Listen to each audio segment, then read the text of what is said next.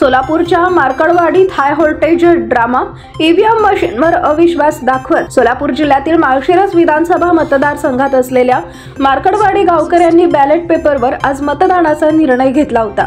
त्यानंतर या ठिकाणी बॅलेट पेपरवर मतदान घेण्याची घोषणा करण्यात आली होती। मात्र आता आमदार उत्तम जानकरांनी हे स्वतः मतदान रद्द करण्याची घोषणा केली आहे।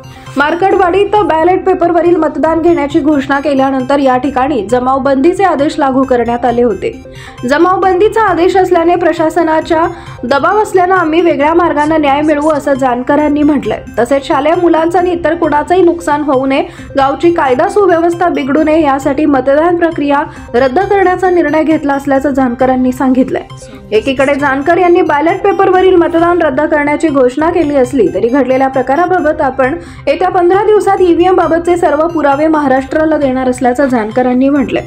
त्यामुळे आता जानकर नेमकं कोणते पुरावे महाराष्ट्रातील जनतेसमोर आणणार हे पाहणं महत्त्वाचं असणार आहे।